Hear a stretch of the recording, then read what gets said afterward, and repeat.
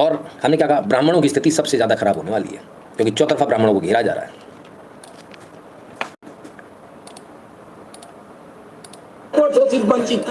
शोषित वंचित और मुसलमानों दलितों से कहना चाह रहे हैं कि आइए एक बार और एक एक ब्राह्मणों को घर से खदेड़ करके पूरे हिंदुस्तान के एक गांव से इन ब्राह्मणों को भगाइए पूरे देश से।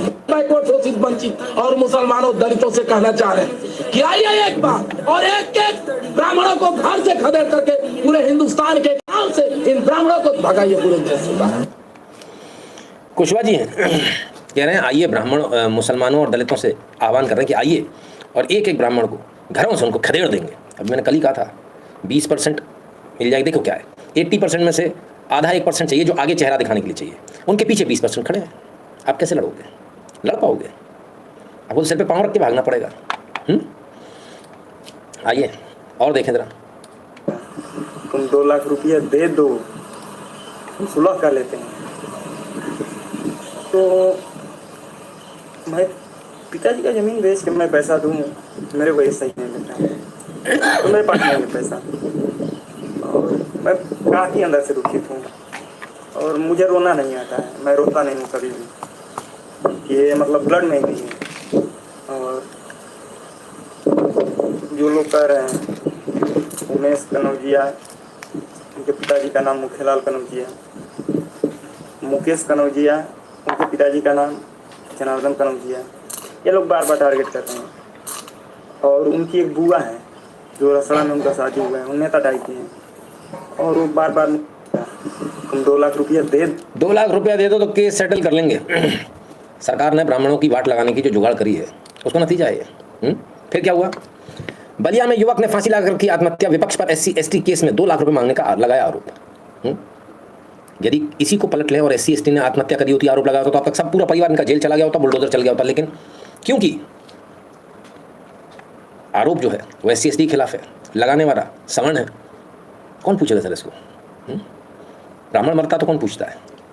सत्ता भी आपके साथ नहीं है सर, दिमाग से निकाल दीजिएगा। तो ब्राह्मणों के लिए बहुत विकट समय है, ठाकुरों के लिए, बनियों के लिए, सभी सवर्णों के लिए बड़ा विकट समय है ये। और ऐसे समय में भारत में सब चल रहा है कि सत्ता परिवर्तन करेंगे। सर यहाँ तक मैं खुद दलित समाज से आता हूँ सर। मैं जब इलेक्शन लड़ने के लिए गया, मेरे हाथों से पर्चा नहीं लिया गया। ये आज समाज की हालत है सर, क्योंकि मैं दलित समाज। ये इलेक्शन लड़ने गए तो इनके हाथ से पर्चा नहीं, पीछे पगलिया, और ये झूठा फ्रॉड। आओ देखो फ्रॉड कितने, ये कितने झूठे होते हैं जो सो कॉल्ड दलित होते हैं। वास्तविकता के साथ ये लीजिए साहब, हाथ से इनके लिया जा रहा है। DM साहब हाथ से ले रहे हैं पर्चा। क्या फ्रॉड है साहब, क्या फ्रॉड है? ये लीजिए, ये वही फ्रॉड है, चोटा चोर बेईमान, फ्रॉड कहीं का एक नंबर का। ये इसकी माँ खड़ी है, इसने माँ या जो भी है, इसने यही सिखाया इसको। हैं वाह रे फ्रॉड। सर यहाँ तक मैं खुद दलित समाज से आता हूँ सर। मैं जब इलेक्शन लड़ने के लिए गया, मेरे हाथों से पर्चा नहीं लिया गया। ये आज समाज की हालत है सर, क्योंकि मैं दलित समाज से आता हूँ। ऐसे फ्रॉड हैं ये।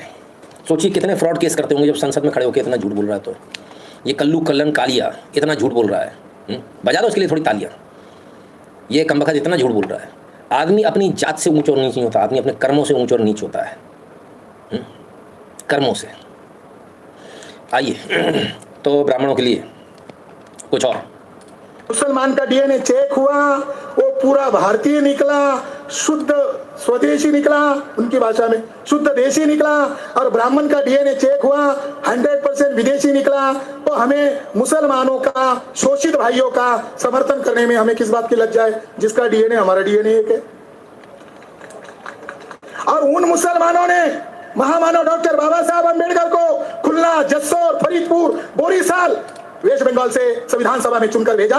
हम मुसलमान के साथ खड़े रहेंगे और उनका जो कर्जा हमारे ऊपर है उसको चुकता करेंगे। उनकी क्या कहा था मैंने? संविधान बना हुआ है, मुसलमानों के कारण संविधान बना हुआ है। क्या कहा था मैंने आपसे? अभी कल परसों तो कहा था कि ब्राह्मणों के लिए बहुत बड़ा चैलेंज होने वाला है। जिस तरह से वहां पर मार के भगते हुए दिख रहे हैं ना आपको, ये करप्शन के खिलाफ है। भारत में अगली क्रांति ब्राह्मणों के खिलाफ होने वाली है। इसको लिख लेना आप सब, जितने ब्राह्मण लिख लेना। ऐसी क्रांति होगी बेटा, सिर पे पांव रखकर भागोगे, भागने की तुम्हें जगह नहीं मिलेगी। मेरी बात आज तक तो गलत हुई नहीं है, भगवान करे इस बार गलत हो जाए। अगर आपने तैयारी नहीं करी तो जो आपके साथ होगा उसको आप हिसाब भी नहीं लगा पाओगे, क्योंकि साथ में मुसलमान खड़े ना, साथ में मुसलमान भी खड़े। ब्राह्मण कौन? हमने बहुत ज्यादा कैपेसिटी है, हम तो आरक्षण में खड़े होकर भीख भी नहीं मांगे, अपनी कैपेसिटी में लेते हैं। आप बताइए कितनी जाते हैं जो आरक्षण के लिए रेलगाड़ियां तोड़ रहे हैं, रेलगाड़ियों के आगे रोते हैं, चिल्लाते हैं, हम खड़े होते हैं, हम जागीरदार हैं। हमारे समाज का एक रुतबा है। तो भैया समाज का रुतबा हम खड़े नहीं होते, सारी बातें सही हैं, लेकिन ये कब तक चलेगा? ये अपने में सेल्फ बोस्टिंग कब तक चलेगी? बात तो तब है जब सरकार इस बात को कहे। हमारे कहने से क्या हो जाएगा? ब्राह्मणों के साथ समस्या क्या? हम खुद ही अपनी बातों को कह रहे हैं, कोई मान ही नहीं रहा आपकी बात। किसी दूसरे मन से आई आवाज़, दूसरे मन से आवाज़ आनी चाहिए, तब बात बनती है। खुद के कहने से कुछ नहीं होता। गंभीर संकट में हो आप, और जिस प्रकार से इन्हें प्रमोट किया जा रहा है, ये बहुत गंभीर मामला है। कोई भी चमार अगर थाना में आकर कुर्सी नहीं देगा तो उसको वीडियो बना के हमको भेजिएगा। वो दरोगा का 24 घंटा का सस्पेंड करने का काम करेंगे। और कोई दरोगा अगर अरे बोल दिया उसको भी SC ST FIR दर्ज कराएंगे। कोई भी दरोगा हो, SP क्यों नहीं हो, कुर्सी मिले पहले कुर्सी खींच के बैठिए। और DGP क्यों नहीं हो? अगर DGP RS भट्टी का भी अगर ऑफिस में कोई चमार जाइए तो कुर्सी खींच के बैठिए, क्योंकि DGP साहब AC में बैठते हैं, वो AC का बिल हम लोग जनता भरते हैं, न कि DGP साहब अपना घर से खेत बेच के भरते हैं। कोई भी चमार अगर थाना में आएगा कुर्सी न थाना में आएगा कुर्सी पे खींच कर बैठिए DGP के सामने, बेल हालते और अरे अगर कह दिया तो SC ST मुकदमा लगवा देंगे, चाहे SPU। वारे जाहिल, वारे अनपढ़, वारे गंवार, वारे गमट्टे, गजब का है भाई। अब मेरे ऊपर लिखवा देना तो, अगर अपने बाप से पैदा है तो लिखवा। उसके बाद मालूम चलेगी कितने मुकदमे पलट के लिखे जाते हैं। जिन जिन ने लिखवाया वो आज तक भुगत ही रहे हैं।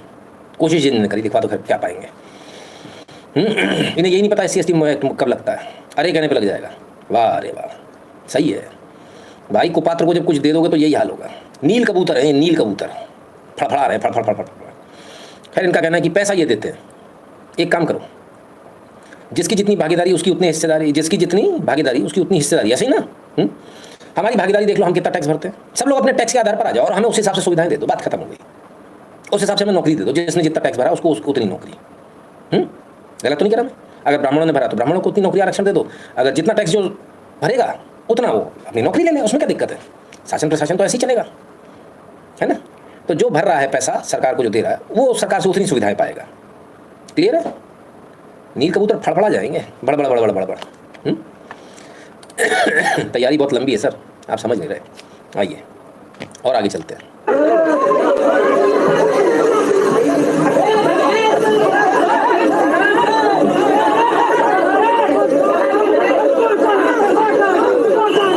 नौकरी की मांग कर रहे हो तो मैं लाश नहीं जलाने देंगे तुम्हारे बाप की, तो मैं लाश नहीं जलाने देंगे भाई साहब।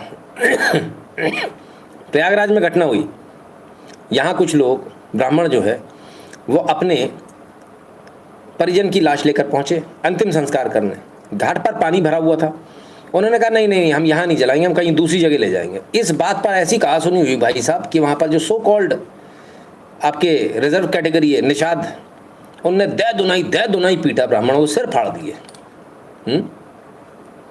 सोचिए आप, हम जा कहेंगे वहाँ लाश जलानी पड़ेगी, और क्या महिलाएं क्या पुरुष सबको कूटा जमकर। बोले बात तुम्हारी ऐसी की तैसी। ये है आपका सोशल जस्टिस। कहाँ हो रहा है? प्रतापगढ़ में, सॉरी मेरे मुंह से शायद प्रतापगढ़ के राजेंद्र प्रसाद तिवारी जी थे, स्वर्ग सिधार गए। इनके मोक्ष प्राप्ति के लिए लोग इनके अंतिम संस्कार के लिए प्रयागराज आए, गंगा घाट पहुंचे। बोले यहाँ पानी भरा हुआ, दूसरी जगह जाएंगे।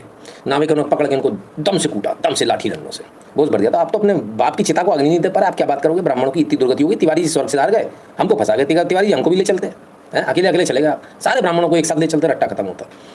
गुरुजी साहब ने सिखाया है, पूरी तैयारी करके रखा है। ऐसा यहाँ हुआ तो आखिरी सांस तक विरोध करूँगा, कम से कम मरने के बाद मेरी आत्मा तो मुझे नहीं धिक्कारेगी। बिल्कुल ऐसा ही होना चाहिए। 28 की उम्र के शर्मा जी कह रहे हैं, राधे राधे भैया, सब ब्राह्मणों से रिक्वेस्ट है 1.2 और साधना ज़रूर करें, डर भी दूर होगा, फरसे भी ताकत आएगी। 1.25 घंटा साधना, ठीक है। जिम कर लो 1.25 घंटा, वो कर लो, क्या कहते हैं उसको, वो रहता था ना पहले दंगल, क्या कहते हैं उसको, वो कर लो। अगर आपको लग रहा है कि ऐसा नहीं होगा भारत में, मेरे कहने के पीछे कुछ ना कुछ तो कारण है। SDM है साहब सुरेश के मेघवाल, रिजर्व कैटेगरी से। युवा ही असली शक्ति है, और SDM साहब है, SDM साहब युवा ही असली शक्ति है। नेपाल की धरती पर भ्रष्टाचार के खिलाफ उठी जेन जी क्रांति हम सब के लिए आईना है। जब आवाज़ दबाई जाती है तब विद्रोह बड़ा बनकर उभरता है। युवा अगर जाग जाए तो सत्ता को भी झुकना पड़ता है। भारत के को भी अब ऐसी क्रांति की जरूरत है, भ्रष्टाचार के खिलाफ, अन्याय के खिलाफ और सच्चाई के पक्ष में। भ्रष्टाचार तो एसडीएम सबसे ज़्यादा तो कलेक्ट्रेट में होता है, एसडीएम और कलेक्टर तो खुद ही कराते हैं भ्रष्टाचार। तो सुरेश मेघवाल जी का कहना है ऐसी क्रांति भारत में भी आनी चाहिए। सत्ता में बैठा एक एसडीएम इस बात को कह रहा है और बाकी सारे कह रहे हैं ब्राह्मणों को काटो मारो भगाओ। समझ में आ रहा है? Can you connect the dots? अब इसके बाद इनको समझ में आया मामला तो गड़बड़ है, तो वो पोस्ट हो गई डिलीट। अब कहते हैं युवा ही भारत की रीढ़ है। नेपाल की घटनाएं में याद दिलाती हैं युवाओं की आवाज़ सबसे ताकतवर होती है, लेकिन भारत भाग्यशाली है, हमारे सरकार युवा दोनों साथ मिलकर विकास की डगर पर आगे बढ़ रहे हैं। ना ना ना ना, इस पर ऐसे लगना चाहिए भाई। हमेशा सरकार के साथ हूँ क्योंकि सच बदलाव विरोध से नहीं सहयोग से आता है। ओहो, सच्चा बदलाव, गजब। जैसे ही मालूम चला कि कांड हो गया तो मेघवाल साहब को बुद्धि तो कम होती है, इसमें कोई दो राय है ही नहीं। आरक्षण के दम पर, कोटे के दम पर बैठ गए। एसडीएम साहब सपना देख रहे हैं कि प्रधानमंत्री बदल देंगे और इनके जो दूसरे चौहे हैं वो चिल्ला ही रहे हैं। अब क्योंकि एसडीएम कह नहीं पा रहे होंगे, बाकी तो कह रहे हैं ब्राह्मणों को भगाओ, निकालो यहाँ से। तैयारी पूरी है, मैं अंदर की खबर बता रहा हूँ आपको, है ना। ब्राह्मणों को अभी भी संभलने का समय है, नहीं तो आपका तो सुपड़ा साफ हो जाएगा। और सबको इनका विश्वास जीतना, सबको, कोई पार्टी ऐसी नहीं। आप ये मत सोचना इसको छोड़ के उसको, वो तो और आपको न रगड़ देगा आते ही, अरे मेरे को तो इतना बड़ा वोट बैंक मिल रहा है। तो सवर्ण सारे लाइन से जाने वाले हैं। भारत को बदलेंगे कौन? आइए, रैंक आई 201 रिजेक्टेड, रैंक आई 4500 सिलेक्टेड। एसटी की 4500 रैंक है तो भी सिलेक्शन है, और जनरल की 200 रैंक के बाद में 201 भी है तो भी रिजेक्टेड है। सोचिए अगर इनके हाथ में सत्ता दे दी जाए तब क्या होगा, क्या हालत होगी देश की। जो भी नेपाल में होने वाला है, जो बांग्लादेश में हो रहा है, जो श्रीलंका में हो चुका, वो भारत का हाल हो जाएगा। बुद्धिहीनों के हाथ में सरकार कभी नहीं होनी चाहिए, सरकार हमेशा बुद्धि वालों के पास होनी चाहिए, है ना। मूर्खों की मेजॉरिटी में मूर्ख ही नेता चुना जाता है और ऐसे में सबका नुकसान होता है। थोड़ा विचार कीजिएगा। आइए, अनीता श्रीवास्तव जी, आस्था श्रीवास्तव जी कह रही हैं leaving India not by choice but by compulsion. कहती हैं मैं भारत छोड़ रही हूँ, छोड़ गई Bharat. SP Jain global MBA में इनका ट्विन सिटी में इनका प्रोग्राम इनका हुआ था सिंगापुर और दुबई में। प्राउड माइलस्टोन था। क्यों? क्योंकि इनको लग रहा था कि भाई ठीक है, हम जो है भारत से प्रेम करते हैं पर हमें बाहर जाने का मौका मिल जाएगा। ऐसा क्यों? कहती ये मेरे लिए आसान नहीं था, पर परिस्थितियों ने मुझे मजबूर कर दिया जाने के लिए। कहती मैं लखनऊ यूनिवर्सिटी से पढ़ी, ग्रेजुएट हुई, हाई मार्क्स आए, बहुत मेहनत करी, कैट क्लियर किया, टॉप परसेंटाइल आए, सोचा कि मैं बेस्ट इंस्टीट्यूट ज्वाइन करूंगी, फिर भी मुझे एडमिशन नहीं मिला। सीट किसी SC/ST वाले को दे दी गई, इसलिए नहीं कि मेरिट थी बट रिजर्वेशन के कारण 2013 में।